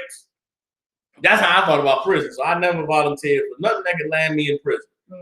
If there's a potential that I'm going to go to jail and have to live out Oz, I'm going to play video games. I'll see y'all later. Anyway, I say all that to say, right, that, you know what I'm saying, there's cats that I knew who died in the streets doing gangster stuff. And they never, their story was never on the news, never on the TV, but their lives and them dying impacted me. And it impacted other cats that I knew we grew up with. And the Lord loves us enough so that even the cat who dies being a gangster, his death can cause another brother or sister to say, man, I don't want that for my life. I don't want to lose my life. You think the deaths of the brothers and sisters we see dying on TV, the Lord doesn't care about those lives? No. He cares about George Floyd, so much so that George Floyd will be the example to the rest of the earth that America is an evil ass place. He cares about Breonna Taylor enough that Breonna Taylor's death will be the example to the other nations. America is not that wonderful place you heard about. This place is an evil, disgusting place, and the Lord said he was going to uncover America's shame. Everybody understand? This is the end of chapter of Isaiah 47:3. Says, I will take vengeance and I will not meet thee as a man. The Lord going to take vengeance on America. And he said he was not going to meet them as a man. The coronavirus is the Lord not meeting you as a man.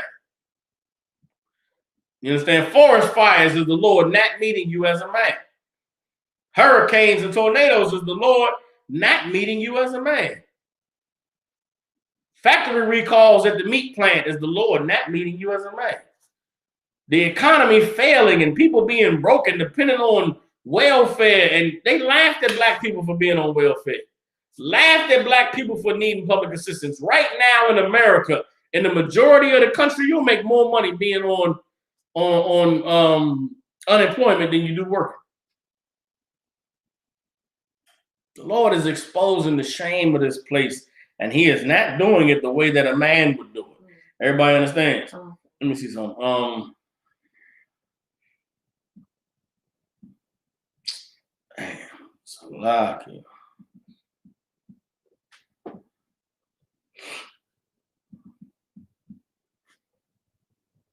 Bear with me real quick, y'all. Hold on.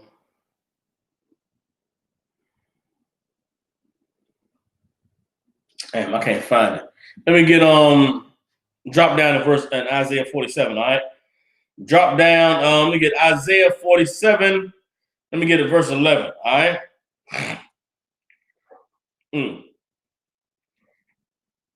Isaiah 47:11 says, therefore shall evil come upon thee. Thou shalt not know from whence it riseth, and mischief shall fall upon thee. Thou shalt not be able to put it off, and desolation shall come upon thee suddenly, which thou shalt not know. Listen, this is the Lord talking to us, talking to America about the way he was going to deal with America. The Lord said, therefore shall evil come upon thee. Thou shalt not know from whence it riseth. Right now, evil is plaguing America. And nobody knows what's the cause, where it's coming from. The coronavirus has caused it's a chain reaction.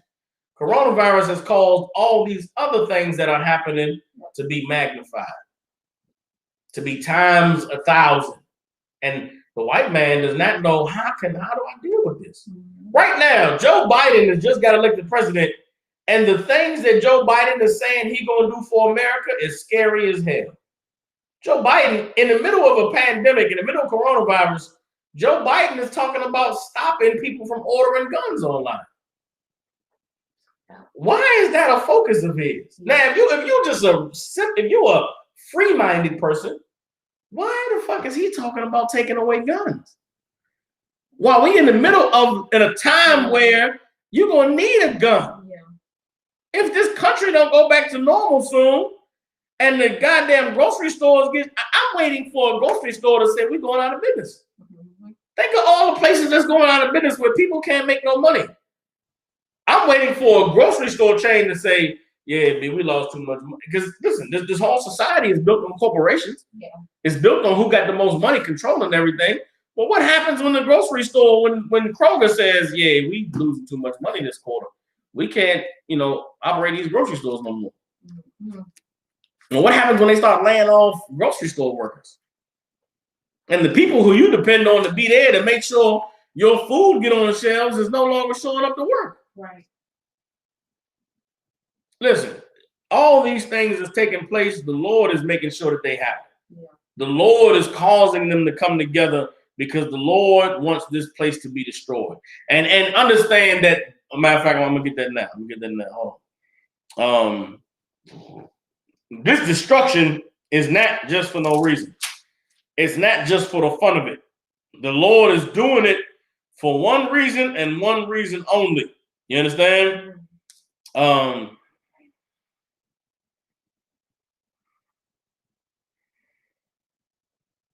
on.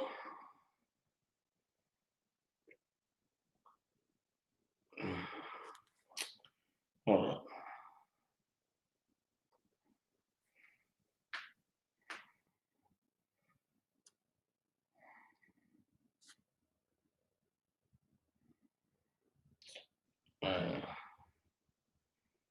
Bear with me.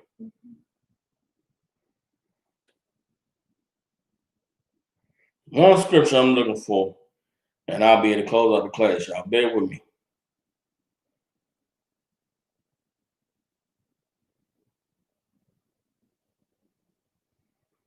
Hold on.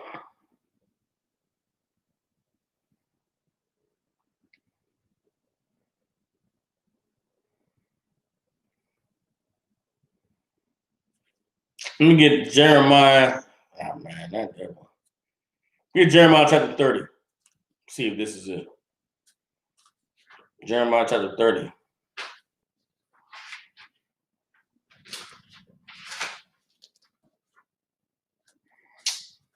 Man.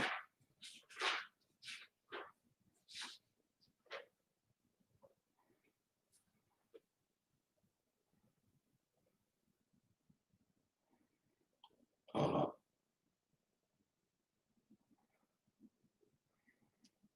Okay. Hold on.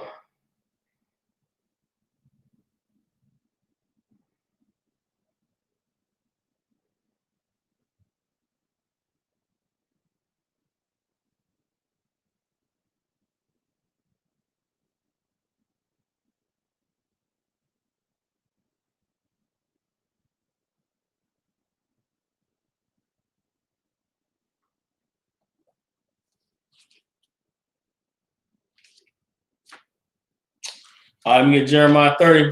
The scripture I wanted, I'm going to read Jeremiah 30, and I'll tell you how the scripture I wanted. There's a scripture that I wanted that explains perfectly why all these things are taking place, and it's the same reason why these things had to take place in Egypt. You understand? Let me get, hold up.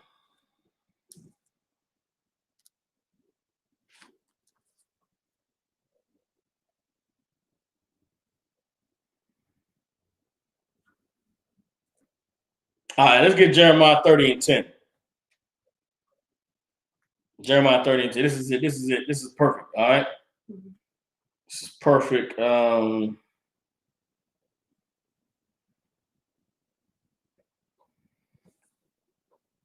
right, this is perfect. This is what I was looking for. All right, Jeremiah chapter 30, go to verse 10. All right, now we see all these things are going on. 2020 is a crazy time. We living in a crazy time. There's all manner of wild things happening on the earth. But guess what? The Lord does not want us to be afraid. The Lord does not want us to fear. You understand? Yeah, there's other scriptures, Isaiah 49 and 20, where the Lord said, no weapon formed against thee shall prosper. That's a good scripture, but it doesn't apply to this because the things that are taking place in 2020 are not the doing of our oppressors. They're not the weapons of our oppressors that is causing this earth to be plagued right now. The Lord is the one that's doing this. That's why it's important to know that God is doing it. If you're a person that believe in the universe and listen, I know cats, man, cats that I care about. I see them on the internet.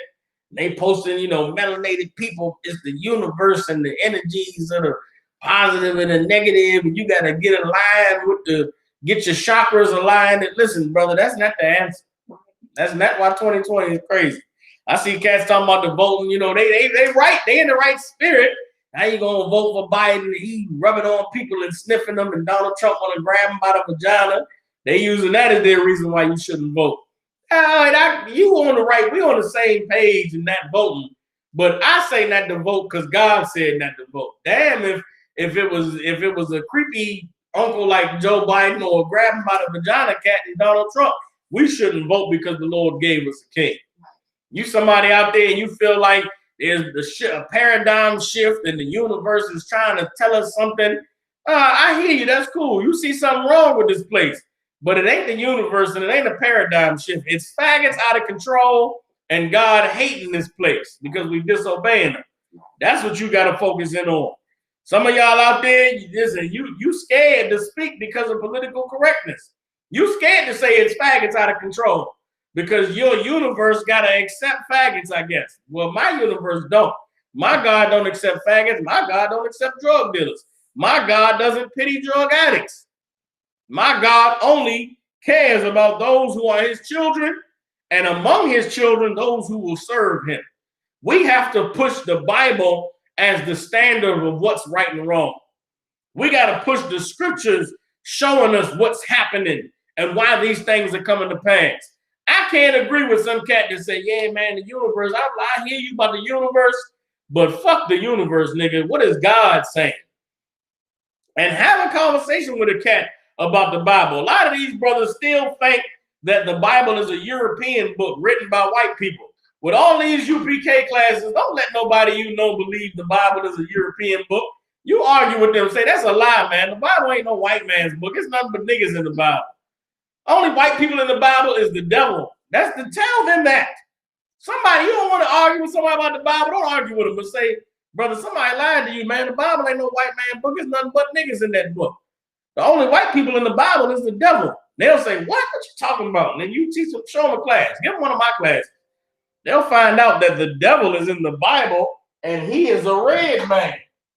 But don't let nobody walk around here talking about the universe and the chakras and all this crazy stuff when you got all this knowledge of the Bible available to them. You sit down with somebody, I'm not telling nobody to argue or don't fight with nobody, but just say, listen, man, God said all this stuff was going to happen. God is trying to destroy America. And they say, what you talking about? Send them this class right here. And they'll learn that God is trying to destroy this place. They'll learn that it ain't the universe. Listen, God will show you how goofy the universe is he'll flip the North Pole and the South Pole. That's another thing that's going on right now. The magnetic North Pole is actually somewhere in the middle of a quarter of the earth right now. What used to be if you got a compass and it's showing north, north ain't north anymore. North is that way. So if north is that way, that means east. Instead of being there, east is down here somewhere. West is up there. The south is, that beneath me, the south is over there. You can't trust the Lord is doing that. You trusting in the universe. The universe don't know what the hell going on. The universe is confused. Everybody understand? We got to dig deeper. We got to understand that this is about submitting to the Lord, submitting to the Most High and acknowledging him. Everybody understands? Here's what the Bible, this is why 2020 is so crazy. This is why all these things are happening and the earth seems to be in an uproar and an upheaval. God is doing it, and this is why. Jeremiah chapter 30, verse 10. Therefore, fear thou not, O my servant Jacob. Jacob should not be afraid. Everybody else, you should be definitely afraid. You white, you African, you Egyptian, you Ethiopian, you Arab, you understand? You whatever you want to be. You're not an Israelite. If you're not Jacob, you should be afraid. But Jacob, the Lord saying, fear not. Neither be dismayed. Don't be confused. Don't be astonished by 2020. Don't be, damn, man, it's a crazy year. What's going on? O Israel, for lo, I will save thee from afar, and thy seed from the land of their captivity. And Jacob shall return, and shall be in rest, and be quiet, and none shall make him afraid. All of these things are taking place so that the Lord can free you. The Lord wants America to fall so niggas could be free. Wants America to fall so you ain't got to die in the streets no more. But guess what? America falling means your weed smoke got to go too. America falling means our daughters won't be in strip clubs anymore. America falling means our sons can't be homosexuals. And if you don't see the wrong in those things, you should be afraid. You think it's cool to get high and sell drugs, then guess what? You should be afraid that God is destroying America. You like your little dyke broad and have a little threesome, then you should be afraid that God is destroying America. Because when America goes, all of that BS goes with it. When America goes, all sin is going with it. Guess what, black man? You can't be free unless God gets rid of the sin. Unless God gets rid of America. So if God gonna get rid of the sin anyway, you might as well get on board now. Change your life, brother. Find out what it means to be righteous. Find out what it means to have discipline, to live your life the right way. Because you're suffering in America, living it the wrong way. Jeremiah 30:11. For I am with thee, saith the Lord, to save thee. Though I make a full end of all nations, whether I have scattered thee, yet will I not make a full end of thee. The Lord said he's got to make an end of all the nations he scattered us. Where have blacks, Latinos, and Native Indians been scattered? All across the earth. We in North, Central, and South America. Guess what? God has to make an end of Canada, an end of America, an end of Mexico and Brazil and Argentina. Their governments have to be wiped out if we're going to go free. Guess where else we've been sent? We've been sent to the United Kingdom. God got to make an end to Great Britain. We in France. We in Germany. We in Greece.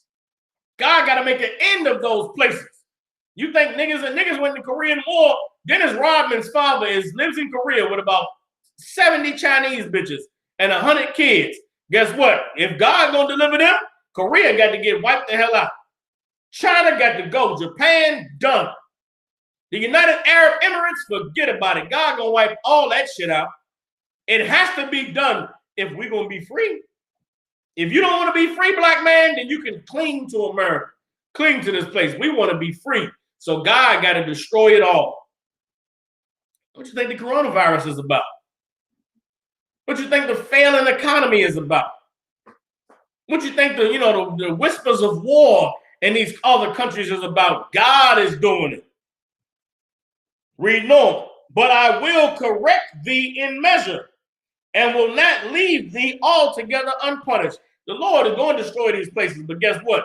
We got to get fixed first. God cannot save a country, a nation of drug dealers. He can't save a nation of faggots and whores and prostitutes and niggas that throw money in the strip club. You think God is coming back for your record deal, nigga? You rapping about drugs and killing your brother? God ain't coming back for that. You think God gonna deliver you and your gang squad? He ain't coming back for that. You think God is coming back for the faggots singing in the church and playing the tambourines? He ain't coming back for that. God is coming back for brothers and sisters who are serving him, who are obeying him, who are showing themselves worthy of him to act on their behalf. How could God destroy America and save a bunch of faggots in the black community? No, those faggots got to die with America. How could God destroy America and deliver drug dealers who sell drugs for the CIA, the white man? No, you got to die with the CIA. How could God destroy America and save the basketball and football player who loves America because he get money and get high and go to the strip club and have sex with white women and marry them? No, the basketball player and the football player, they're going to die with America. What do you have that makes you love America so much, black man? What has this place done for you? If you turn your back on your oppressor and turn to the Lord is saying that I'm here to deliver you. I'm here to set you free. But if you want to continue to love them and join them, then you're going to be punished right along with them. And that's it on that. You can read that in Jeremiah 30. It's an amazing chapter of the Lord talking about how he's going to destroy this place. But understand that, matter of fact, one more scripture, Salaki, one more scripture. Let me get one more scripture. Jeremiah 15. No, hold on.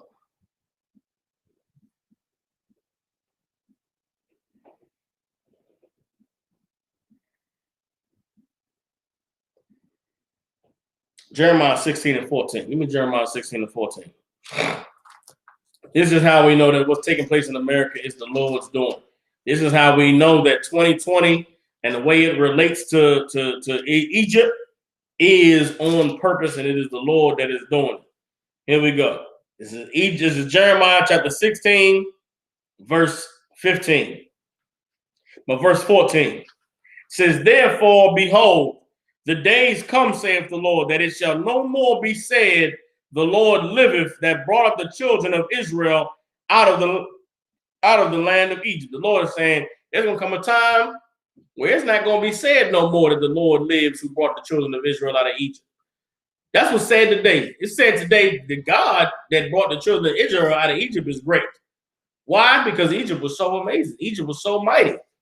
These people walked out of Egypt.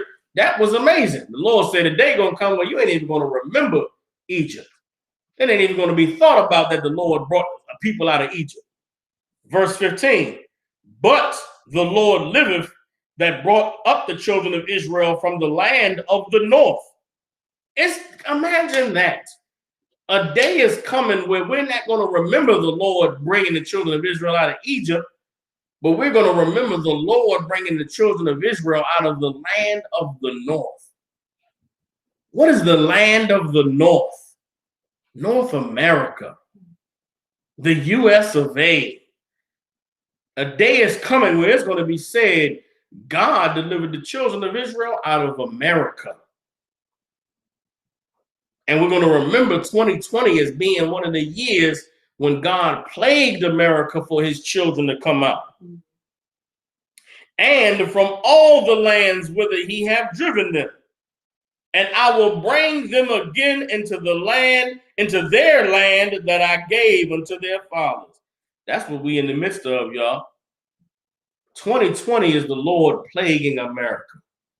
2020 is the Lord bringing the coronavirus, the storms, the fires, the earthquakes, the hurricanes. You understand? The civil unrest. God is doing it. Why is God doing it? To save you, to deliver you. How can you be delivered? Give up your drug addiction. Give up your alcoholism.